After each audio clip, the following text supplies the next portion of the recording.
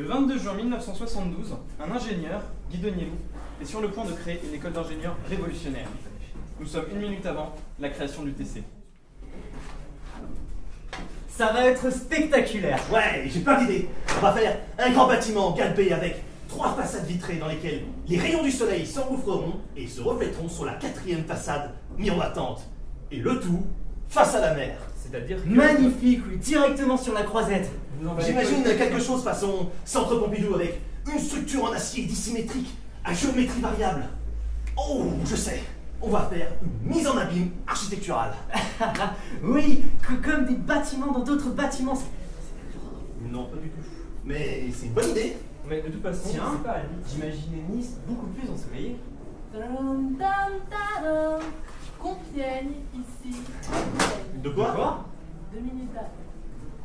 Ce que je vais essayer de vous expliquer. On n'a pas eu le budget pour Nice. Du coup, je nous ai relocalisés.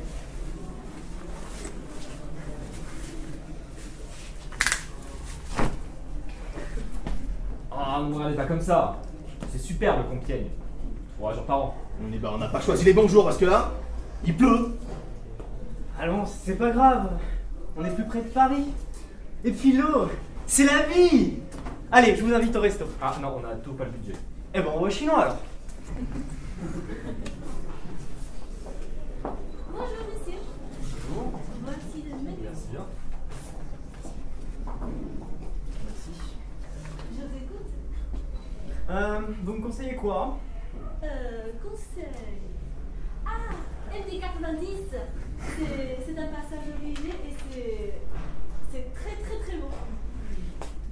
Attention, ça pique un peu quand même. Pour moi, ce sera un PH9. Moi, je vais prendre un UR6 et un LB14. 2. Et pour moi, un à la 12 et un à la 13. Ah non, on ne peut pas prendre les deux en même temps. Prends LA13, c'est mieux. Bah, à la 13 alors. D'accord, très bon choix. Bon appétit. Merci. Bon, parlons peu, parlons bien. Picardie, pas de soleil. Pas de soleil, pas de fenêtre. Pas de fenêtre. Pas de fenêtre. Du coup, on repart sur une construction un peu plus standard, parpaing, crépi, peinture. Mais vous savez, les fenêtres, vous pouvez les garder. Les radiateurs, vous pouvez les garder. Suffit de les mettre devant les fenêtres. Oui, bien sûr. Dans ces cas-là, moi aussi j'en ai une idée. Pour la peinture, on n'a qu'à pas en mettre. Et on tient quelque chose. Mais oui, on casse les codes. C'est des ingénieurs. Ils aiment voir comment c'est fait à l'intérieur. Le parpaing à nu, ça va les stimuler. Enfin, je plaisantais là. Mais bon, remarquez, ça nous fera toujours plus d'argent pour les ordinateurs. On pourra en avoir 5. Ah ben non. 5, ça rentre plus dans une seule pièce. Bon, on va rester sur 3. Bon, récapitulons. Nous avons donc un bâtiment dans une région humide, en parpaing, sans peinture, avec des radiateurs devant les fenêtres. On voit juste un petit détail à régler, on n'a pas le terrain. Comment? On sait pas où est-ce qu'on va construire le bâtiment. Bah, moi je vous le dis où est-ce qu'on va le construire. Regardez, on prend une carte de Compiègne comme ça. On l'étale. Et on va choisir comme ça. Voilà, on construit là. Technique légèrement primaire. Ah, c'est très mal choisi ça, ça tombe en plein à cheval sur une route. Et puis, il n'y aura jamais assez de place pour tous les élèves. Et ben c'est très simple, on va choisir un deuxième site plus loin. Et puis on va choisir comme ça. Voilà. C'est à l'autre bout de la ville. Ah oui, mais le hasard c'est le hasard. Hein. On va pas forcer le destin. Bon. Vous avez commencé les plans? Ouais. Comment fait-on pour ce problème de route, justement?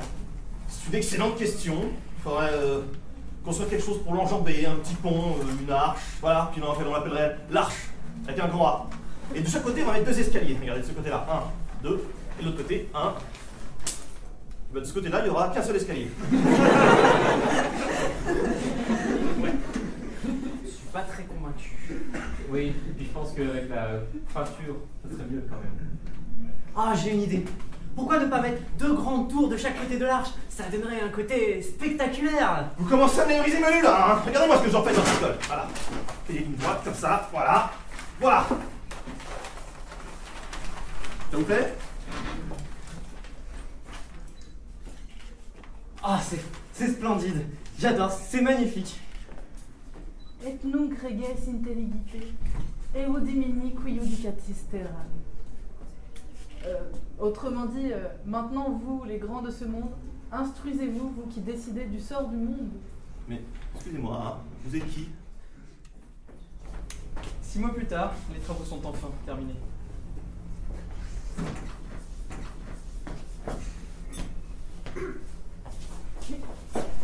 Vous devriez penser à la philosophie quand même pour votre école, ça apportera en plus. Bonjour. Bonjour Guy. Bonjour. Alors Guy, fier de votre nouvelle école? C'est magnifique. Bon, il y avait un petit peu de retard sur les travaux, mais ça valait le coup d'attendre. En même temps, vous savez, c'est pas facile de travailler sous la pluie, hein. Ça fait de la boue partout. Le chantier est ouvert quoi, un jour par semaine. D'ailleurs, je vous présente le chef de chantier. Bonjour. Vous savez, votre bâtiment, je suis sûre qu'il aurait inspiré Picasso s'il avait été construit dans les années 20. Notez-le quelque part. Avec...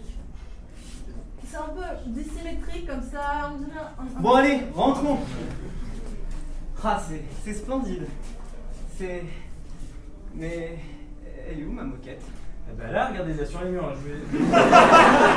Allez, sur le plan. Hein? C'est pas beau ça? Oh la boulette! Ah merde. Oh le con. Ah mais je me disais aussi, putain, la moquette sur les murs, vous êtes vraiment bizarre les gars. Mais c'est pas bizarre, c'est n'importe quoi! Depuis quand est-ce qu'on met la moquette sur les murs? Espèce d'avatar! Non, non, non. Ah, je sais pas vous, mais je l'aime déjà cette école.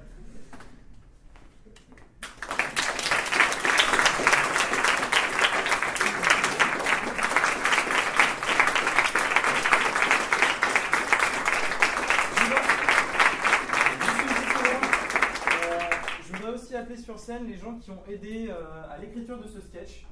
Et comme ils sont pas dans la salle, je vais aller les chercher. Voilà, donc on remercie également Léa et Baptiste qui ont participé à l'écriture mais qui n'ont pas joué. Et également à Mathilde, président et technicien lumière, et metteur en scène aussi. Et mettez en scène. Voilà.